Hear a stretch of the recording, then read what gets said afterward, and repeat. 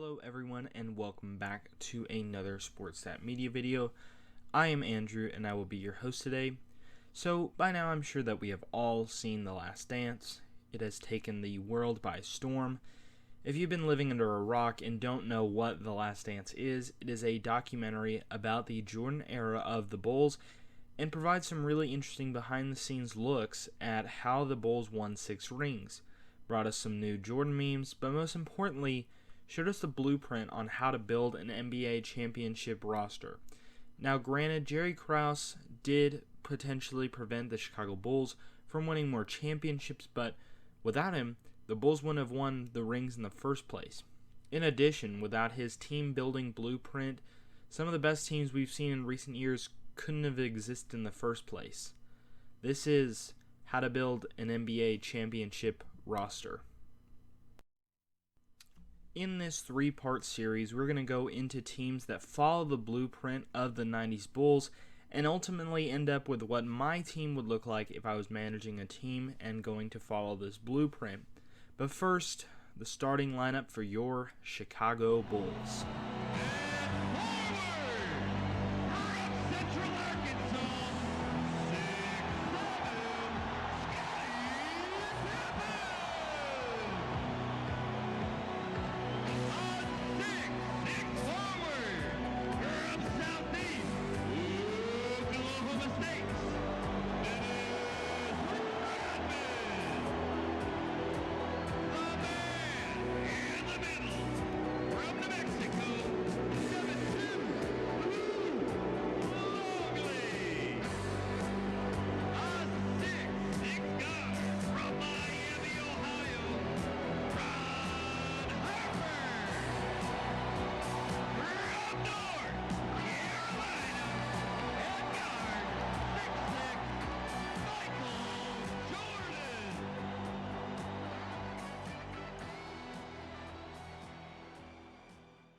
Our first player is Steve Kerr. He averaged 6 points along with nearly 2 assists over his career, while averaging a field goal percentage of .564, around 56%.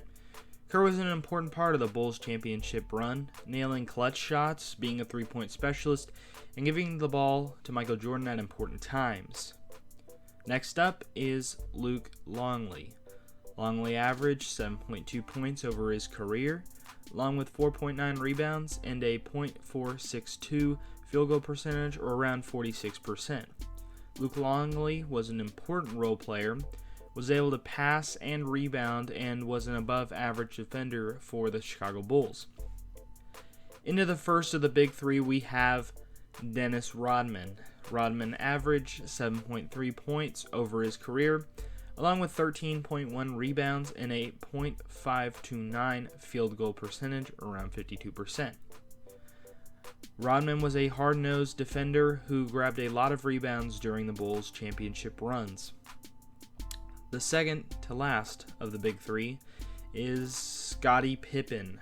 Pippen averaged 16.1 points over his career, along with a 5.2 assists and a .504 field goal percentage, around 50%. He was a point forward who played amazing defense yet could score and spread the rock around when he needed to, and Pippen was the second best player during the Chicago title runs. And finally, the greatest player of all time in any sport, Michael Jordan. Jordan averaged 30.1 points over his career, 2.3 steals, and had a .509 field goal percentage for his career. Michael Jordan not only was a defensive stud, he also played slasher-type basketball, could hit outside the arc, and hit clutch shots when it counted. In the next episode of this 3-part series, we'll go over what you need specifically at each position to win an NBA championship. Thank you guys so much for watching this edition of SportsStat Media.